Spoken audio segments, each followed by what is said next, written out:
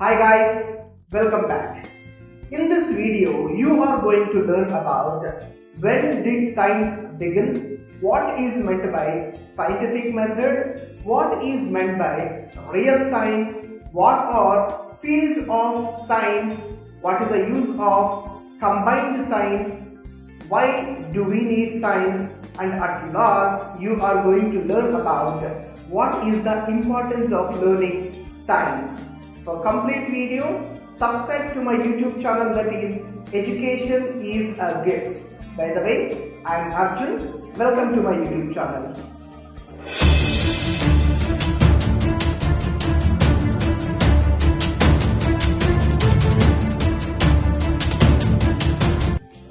First and foremost question, when did science begin?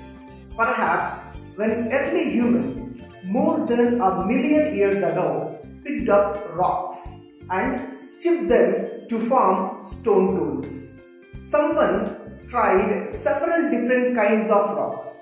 He or she noticed that a particular type of rock produced a cleaner, sharper edges than the other types. This was one of the first trial and error series of experiments. Gradually, other kinds of rocks were tested and found to be even better. Material scientists do the same today, formulating the latest metal alloys and tailor-made composites for special purposes. Now, we will see what is meant by scientific method. Science is supposed to progress in a sensible, rational, step-by-step way known as the scientific method. We have an idea, a theory, or a hypothesis. This must be in such a form that it makes predictions. We design experiments and test to check the predictions. During experiments, we study, observe, measure, assess, examine, analyze the results. If they fit the predictions, they support the original theory. After double and triple checking the experiments and results, we can move to the next stage. In this way, we gradually build up a vast and interlinked body of knowledge and understanding that stretches from the tiniest particles of matter to the entire contents of the universe. What is meant by real science? The reality, however, is rather different. Science is not always logical and sensible. Moving forwards in small, tried and tested stages, people have sudden insights and flashes of inspiration that can cause a scientific revolution. For example, Isaac Newton supposedly had his idea about gravity. When an apple fell nearby, perhaps even on his head, the simple event led to his theory of universal gravitation. It was also so important that it formed a new foundation for the physical sciences for more than 3.5 centuries.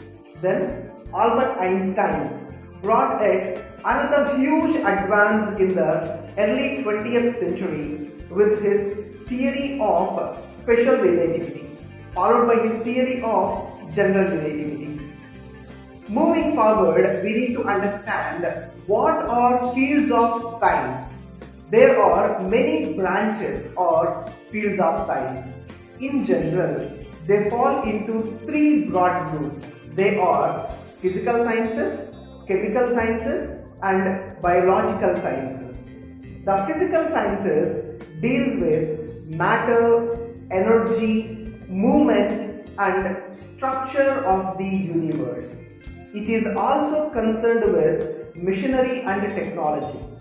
While coming to chemical sciences, it includes the study of substances or chemicals, what they are made of, and how they differ from each other in many properties.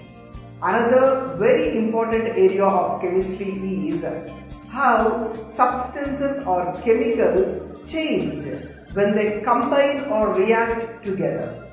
The biological sciences cover life and living things in all their forms, from microscopic germs to giant redwood trees and blue whales. It studies how they survive, move around, breed, feed and interact with surroundings or environment. Now we need to understand about use of combined sciences. Traditionally, these three main branches of science, physical sciences, chemical sciences and biological sciences, were very separate. Today, they are usually found together. Why? To make an artificial part or prosthesis for the body, such as joint requires all three branches to come together. The joint must withstand physical stress and strain, chemical exposure to the body, salts and fluids, and biological contact with the body's microscopic cells. At last, we need to understand why do science, or what is the importance of learning science. Actually, why do we need science? Do we need to read science? Why? Because to increase knowledge and understanding. Although this may not seem to be especially relevant to the daily life. However, science has brought enormous changes to our modern world. We have high-tech gadgets such as CD players, smart mobile, car, planes, computers and the internet. Most people live longer and more comfortable, healthier lives than ever before. That is only because of science and technology. Yet, our planet is at greater risk than ever before. Pollution darkens the skies and soaks into the soil and water.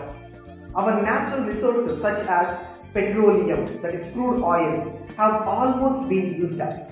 Famine and disease are widespread in some regions. Playing with the nature's genes could unleash a new breed of medicine-resistant superbugs. However, these are not the results of science itself, but of the way that science is used and applied. That's all about science and uses of science.